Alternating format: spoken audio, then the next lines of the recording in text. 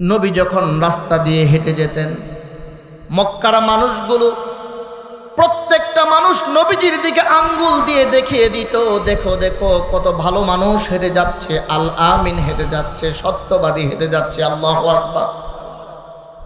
আব্দুল্লাহর ছেলে মুহাম্মদ হেঁটে যাচ্ছে, এর মতো মক্কার জমিনে কোনো ভালো মানুষ হয় না। আল্লাহু আকবার। এইভাবে 40টা বছর পার হয়ে গেল। 40টা বছর পার হওয়ার পর আপনার আমার নবী যখন নবুয়ত প্রাপ্ত হলেন, নবীজির উপর যখন কোরআন নাজিল হতে শুরু হলো, আল্লাহ সুবহানাহু ওয়া তাআলা কোরআনে কারীমের মাধ্যমে জানায়া দিলেন, ওগো নবীজি, ওয়া আনযির আশীরাতাকাল আকরাবিন।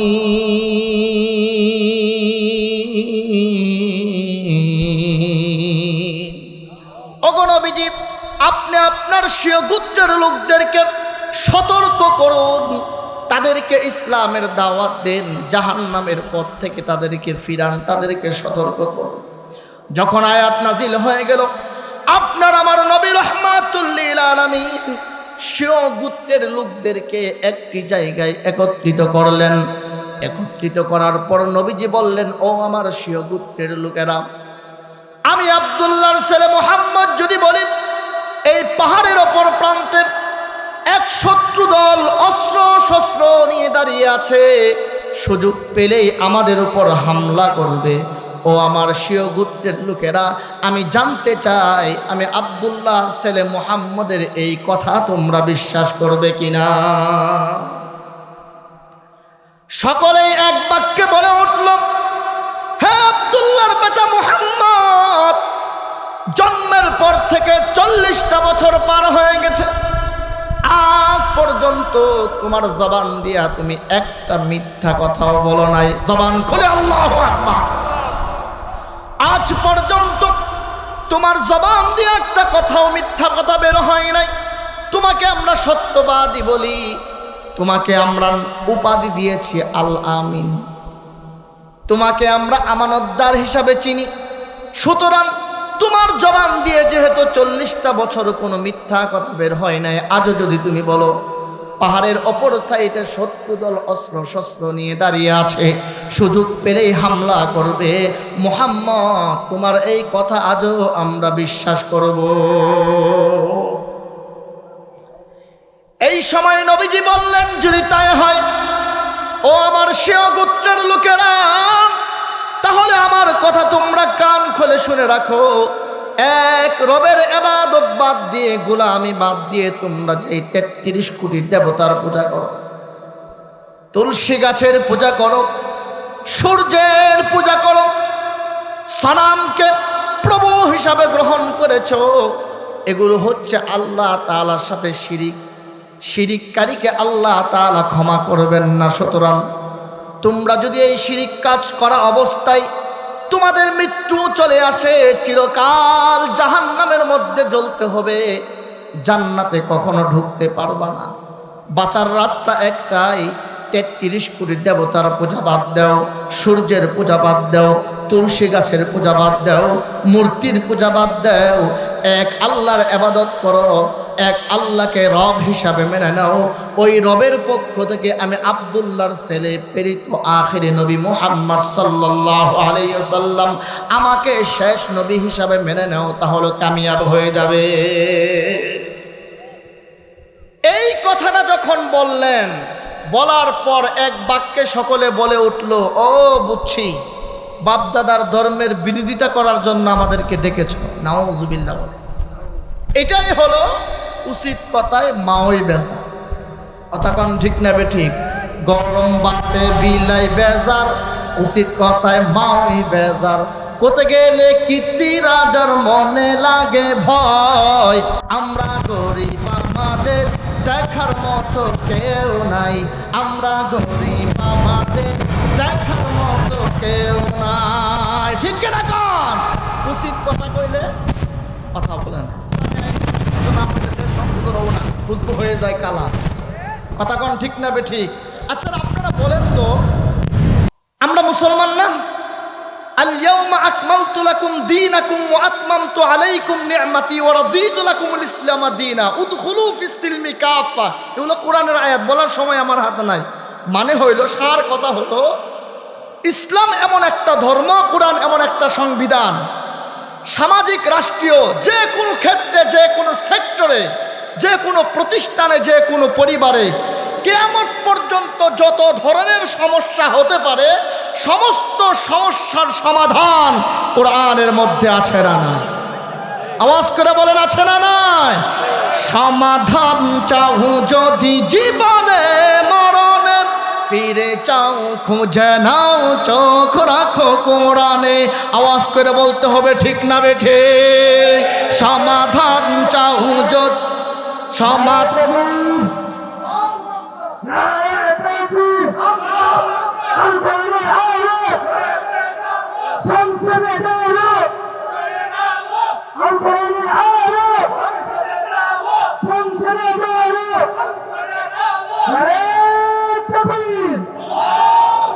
সমাধান চাও যদি জীবনে মরণে, ফিরে চাও খুঁজে নাও চোখ রাখো কোরআনে। সবাই বলেন আমার সাথে, সমাধান চাও যদি জীবনে মরণে, ফিরে চাও খুঁজে নাও চোখ রাখো কোরআনে। তবেই পাবে সুখ শান্তির ঠিকানা, যদি মেনে নাও তুমি মনে প্রাণে। ঠিক কিনা কান? সমাধান চাও যদি জীবনে মরণে, ফিরে চাও খোঁজে নাও চোখ রাখো কোরআনে। সমাধান, সমাধান কোথায়? পারিবারিক সমস্যার সমাধান কোথায়? রাষ্ট্রীয় সমস্যায় সমাধান কোথায়? সমস্ত সমস্যা কোরআনে, সমাধান কোরআনের মধ্যে আছে না নাই? এজন্যই উলামায়ে কেরাম বলেন, যতক্ষণ পর্যন্ত সংসদে কোরআন প্রতিষ্ঠিত না হবে, কোরআনে আইন না মানবে, ততক্ষণ পর্যন্ত দেশ সুন্দর হবে না। আল্লাহ তাআলা বুঝার তৌফিক দান করুন। তো নবীজি এতক্ষণ ছিলেন আল আমিন, কথা কোন ঠিক কিনা? সাদেক ছিলেন, সত্যবাদী ছিলেন। যখনই সঠিক কথা বলেছেন, বাপদাদার ধর্মের বিরোধিতা করার জন্য ডেকেছ, বলবেন না নাউজুবিল্লাহ? লক্ষ্য করেন, ওয়াজ তো শুরু করতেছি, খেয়াল করেন। হাত্তাকে ওই মজলিসে ছিল আবু লাহাব। নাম বলেন, কি বলছি? চিনেন কি চিনেন না? আবু লাহাব সে বলে উঠল, তাব্বান্না লাক আলিহাদা জামাআতানা, ধ্বংস হও তুমি মুহাম্মদ, এজন্যই কি আমাদেরকে ডেকেছ? নাউজুবিল্লাহ বলেন সবাই। লক্ষ্য করেন, আবু লাহাব কি বলল? তাব্বান্না লাক। শব্দটা খেয়াল করেন, কি বলছেন বলেন, সবাই বলেন। তাব্বান, তুমি ধ্বংস হও, তাব্বান্না লাক। এখানে একটা মাসআলা বুঝেন, মাসআলা, মা বোনেরাও শোনেন। মাসআলা হলো, কোনো ব্যক্তি যদি কোনো ব্যক্তির বিরুদ্ধে বদদুয়া দেয়, যার ব্যাপারে বদদুয়া করলো সে যদি বদদুয়ার যোগ্য না হয়, এই বদদুয়াটা ডানে বামে সামনে পিছনে ঘোরাঘুরি করতে থাকে। যখন এটা ফিট হওয়ার কোনো জায়গা খুঁজে না পায়, তখন যে বদদুয়া করেছে তার মাথার উপরেই এসে পড়ে। বলেন নাউজুবিল্লাহ। শুরুতে বলল 11:20 পর্যন্ত সময়, এখন বাজে 10:39। হযরত সংক্ষেপ করুন। আমাকে কি বলছে বলেন? 11:20 পর্যন্ত, বাজে কত? আপনারা বলেন, শেষ করব? না না হুজুর, আরো আধা ঘন্টা। এটা কি না, আমার তো নির্দিষ্ট সময় শেষ হয় না এখনো। ভাইরা আমার লক্ষ্য করেন, কোথায় রাখছিলাম? আবু লাহাব ও বদদুয়া যার ব্যাপারে করলো, সে যদি বদদুয়ার যোগ্য না হয়, তাহলে যে বদদুয়া করে তার উপরই পড়ে। কথা বুঝছেন কি বুঝেন নাই? প্রশ্ন বুঝে থাকে, এই মাসআলাটা বুঝে থাকলে এখন বলেন তো, নবীজির ব্যাপারে, নবীজির বিরুদ্ধে বদদুয়া করছে আবু লাহাব, আবু লাহাবের বদদুয়া কি নবীজির বিরুদ্ধে কবুল হবে? হ্যাঁ। তাহলে এটা কার উপরে পড়ছে? আল্লাহ সুবহানাহু ওয়া তাআলার সিদ্ধান্ত। তাব্বান শব্দ দিয়ে আমার হাবিব মুহাম্মাদুর রাসূলুল্লাহ সাল্লাল্লাহু আলাইহি ওয়াসাল্লামের ধ্বংসের বদদুয়া করেছে। আবু লাহাব রে, তোর ওই শব্দটাকে আমি নির্বাচন করলাম। এবার আল্লাহ তাআলা সিদ্ধান্ত জানায়া দিলেন, তাব্বাত ইয়াদা আবি লাহাবিন ওয়া তাব। আল্লাহু আকবার। আবু লাহাবের ধ্বংসের জন্য একটা সূরা আল্লাহ তাআলা নাজিল করলেন। বলেন নাউযুবিল্লাহ। মাসআলা বুঝছেন কি বুঝেন নাই? যাই হোক, যেহেতু সময় কম, আমি কোনো দিকেই যেতে পারবো না। আমি বুঝলাম না এমন কেন হইলো, এখন দুই একটা একটু কড়া কথা বলছে, এজন্য এমন হইলো কিনা আমি বুঝতে পারলাম না। যাই হোক মুহতারাম হাজিরিন, আমি কখনো অযৌক্তিক কোনো কথা বলি না, আমি কখনো কোনো দলকে টার্গেট করে কথা বলি না। আমি আগেই বলেছি আমি কোনো দল করি না, আমি নিজেই টেনশনে আছি আমি কাকে ভোট দিব। কথা বুঝছেন কি বুঝেন নাই? তবে ভোটের সময় আমি যেখানকার ভোটার, ওখানের যাকে আমি ভালো পাবো তাকে ভোট দিয়ে দিব, বাস শেষ। বাকি ময়দানগুলোতে আমাদের সহি কথা বলতে হবে, এটা কোনো দলকে টার্গেট করে আমি বলি না। কথা ঠিক করে বলেন, এজন্য মনে হয় রাগ করছেন, করার কিছু নাই। যাই হোক, লক্ষ্য করেন ভাইয়ের আমার, বন্ধুরা আমার, এবার আবু লাহাবের ধ্বংসের আয়াত সূরা নাজিল হয়ে গেল। সকলেই নবীজিকে থুতু নিক্ষেপ করতে শুরু করলেন, ধিক্কার দিতে শুরু করলেন, চলে গেলেন। নবীজি কি দাওয়াত বন্ধ করে দিছেন? না, দাওয়াতের কাজ চলতেছে চলতেছে চলতেছে চলতেছে। আর মক্কার কাফের মুশরিকরা দেখে, কি রে, আব্দুল্লাহর ছেলে মুহাম্মদের দল যেভাবে ভারী হইতেছে, কিছুদিন পরে তো আমাদের নেতৃত্ব থাকবে না, সুতরাং এটাকে থামাইতে হবে, এটাকে আপনার টেনে ধরতে হবে। কিভাবে থামানো যায়? তারা একটা বৈঠকে বসলেন। বৈঠকটা কেমন? বৈঠকটা বসছে নবীজির বিরুদ্ধে সিদ্ধান্ত নেওয়ার জন্য, নাউযুবিল্লাহ।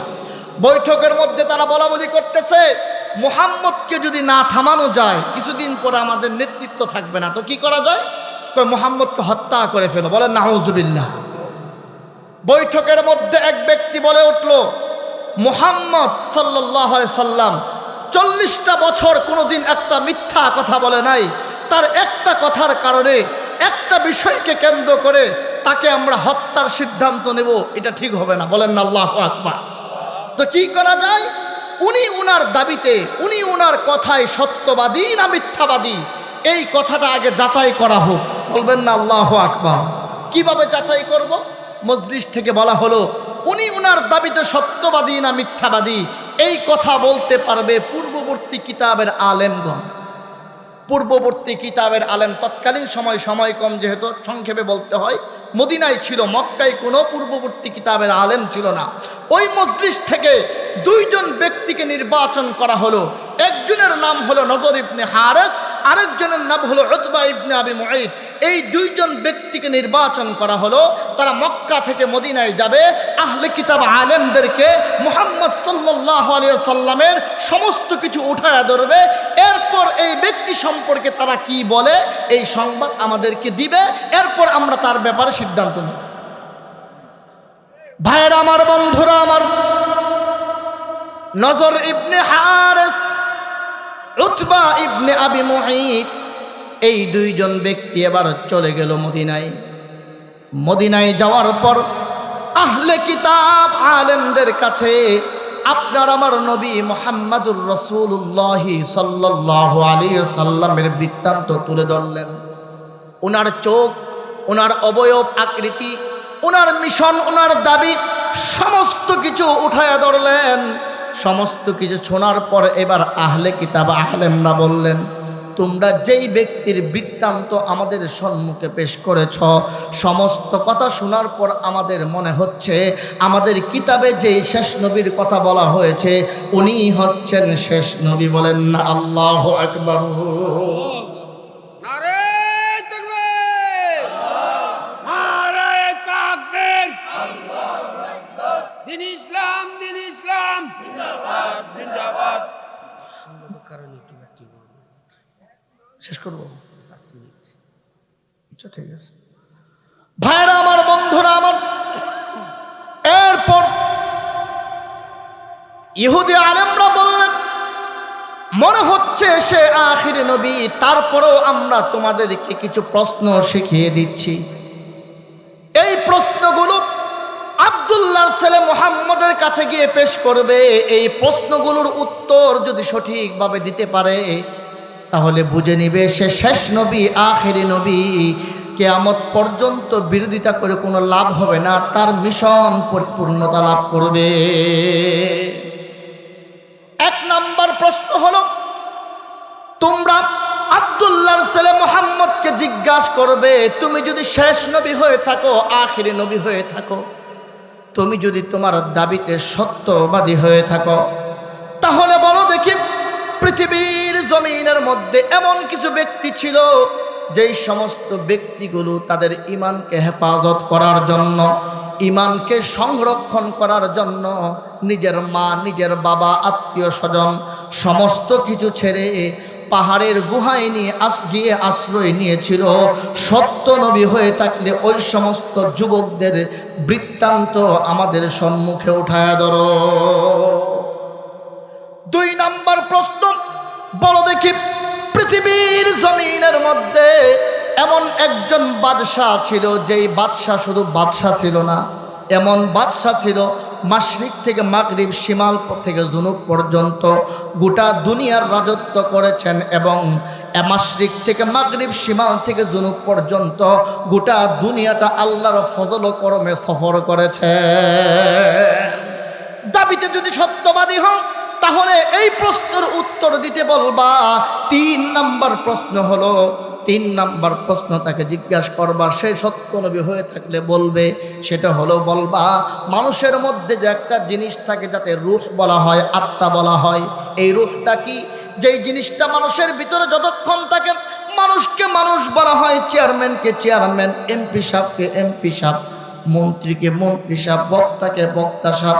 যখন এটা বের হয়ে চলে যায় তখন একে আর বক্তা বলে না, এ চেয়ারম্যান বলে না, এমপি বলে না, বলে লাশ। কথা কোন ঠিক কিনা? এই আত্মা সম্পর্কে আমাদেরকে অবগত করবে। যাও এই তিনটা প্রশ্ন গিয়ে করো, উত্তর যদি দিতে পারে তাহলে নাকে খত দিয়ে স্বীকার করে নিবা। তোমরা যতই বিরোধিতা করো তাহলে কিয়ামত পর্যন্ত কোনো লাভ হবে না, তার মিশন পরিপূর্ণতা লাভ করবে। ভাইরা আমার, বন্ধুরা আমার, শেষ করে দিচ্ছি। তারা যখন মক্কায় চলে গেলেন এই সংবাদ নিয়ে, মক্কার সমস্ত কাফের মুশরিকগুলো অনেক আগ্রহে বসা ছিল। এবার সকলে ঘিরে ধরলো, কি ব্যাপার? কই এই ব্যাপার, সংক্ষিপ্ত কথা, চল তাহলে তাড়াতাড়ি গিয়ে প্রশ্ন করি। প্রশ্নগুলো করলেন, করার পর আপনার আমার নবী বলে দিলেন, আজ আমি উত্তর দিব না, তোমরা চলে যাও, আমি আগামীকাল তোমাদের প্রশ্নের উত্তর দিব। ভাইরা আমার, বন্ধুরা আমার, আগামীকাল কেন বললেন? এজন্য বলেছেন, নবীজি তো গায়েব জানেন না, রাত্রে জিব্রাইল আসবে, জানবে, এরপর বলে দিবে। কথা কোন ঠিক কিনা? সঙ্গত কারণে ওই রাত্রে ওহী আসলো না, দ্বিতীয় রাত্রেও না, তৃতীয়, চতুর্থ, পঞ্চম, ষষ্ঠ দিন যাচ্ছে, ওহী আসে না, নবীজি উত্তর দিতে পারতেছে না। মক্কার অবস্থাটা খুব খারাপ একটা পরিস্থিতি চলতেছিল। আপনার এমনকি উম্মে জামিল আবু লাহাবের স্ত্রী বলে উঠল, মুহাম্মদ এই তিনটা প্রশ্নের উত্তর কোত্থেকে দিবে? এতদিন তার কাছে একটা জিন আসা যাওয়া করত, জিনের কাছ থেকে আবুল তাবুল শুই না আমাদেরকে আবুল তাবুল বলতো, জিন এখন আসে না, উত্তরও দিতে পারে না। বলেন না নাউজুবিল্লাহ। ভাইরা আমার, বন্ধুরা আমার, কিভাবে বুঝাই? নবীজি আল্লাহর কুদরতি পায়ে সাজদা দিয়ে কাঁদতে শুরু করলেন। একে একে 12, 13, 14, 15টা দিন যখন পার হয়ে গেল, আল্লাহ সুবহানাহু ওয়া তাআলা জিবরাইল আলাইহিস সালাতু ওয়াস সালামকে পাঠিয়ে দিলেন। শুধু জিবরাইল আসলেন না, জিবরাইল আলাইহিস সালাতু ওয়াস সালাম আল্লাহ রাব্বুল আলামিনের এজাজত যখন পাইলেন আসার জন্য, তখন জিবরাইল আলাইহিস সালাতু ওয়াস সালাম 70,000 রহমতের ফেরেশতা এবং কমপ্লিট সূরাতুল কাহফ নিয়ে আল্লাহর নবীর দরবারে উপস্থিত হয়ে যান। বলেন না আল্লাহু আকবার। আর যারা বলেন না আল্লাহু আকবার। এই সূরার মধ্যে কাফের মুশরিকদের পক্ষ থেকে 2টা প্রশ্নের উত্তর দেওয়া হয়েছে। তৃতীয় নাম্বার প্রশ্নের উত্তর সূরা কাহফের আগের সূরাতুল বনী ইসরাঈলের মধ্যে বলে দেওয়া হয়েছে। বলবেন না আল্লাহু আকবার। ভাইরা আমার, বন্ধুরা আমার, এই সূরার মধ্যেই আল্লাহ তাআলা জানায়া দিয়েছেন ওগো নবীজি 15টা দিন ওহী আসতে দেরি হওয়ার কারণ হলো আপনি প্রতিশ্রুতি দেওয়ার সময় ইনশাআল্লাহ বলেন নাই।